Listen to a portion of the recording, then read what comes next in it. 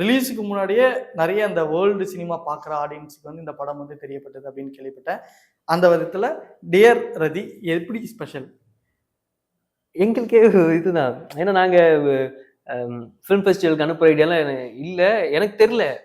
அவர் வந்து டைரக்டர் வந்து திடீர்னு ஐயா சர்ப்ரைஸ்யா அப்படின்னுவாரு.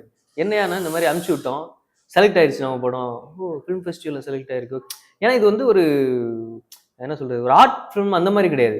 நான் கேள்விப்பட்டதெல்லாம் இதில் செலக்ட் ஆகுறது வின் ஆகுறதுலாம் ஆர்ட் ஃபிலிம் அந்த மாதிரி எடுத்தால் தான் இதாகும்ட்டு. பட் ஆனால் இது கமர்ஷியலான ஒரு விஷயம் தான், கமர்ஷியலான படம் தான் ஓரளவுக்கு. அது இதானே சரி ஓகே ஒன்று கிடச்சிது. அப்புறம் அடுத்தடுத்து அப்ளை பண்ண நிறைய இதில் செலக்ட் ஆச்சு. ஸ்வீடனில் அதில் நிறைய இடத்துல செலக்ட் ஆச்சு. ஸோ இது என்ன மாதிரி ஆச்சுன்னா, இப்போ எங்களுக்கு தெரியும் படத்தை பற்றி, ஆடியன்ஸுக்கு இந்த படத்து மேலே ஒரு இல்லை ஏதோ ஒன்று இருக்குது, இத்தனை அவார்டில் செலக்ட் ஆகிருக்கு, இத்தனை அவார்டு வாங்கியிருக்கு வெளியேன்னும் போது படத்துக்கு ஒரு பெரிய ஒரு சப்போர்ட்டாக இருக்குது. நாங்கள் ப்ரொமோஷன்னா சின்ன பட்ஜெட்டில் ஒரு படம் எடுத்திருக்கோம். ஸோ இந்த மாதிரி விஷயங்களில் போய் இது பண்ணிட்டு வந்தது எங்களுக்கு ஒரு ப்ரொமோஷன் வைஸாகவும் ஆடியன்ஸுக்கு அந்த இவ்வளோ அவார்டு வாங்கியிருக்குன்ற விஷயம் வந்து பயங்கர சப்போர்ட்டாக இருந்தது.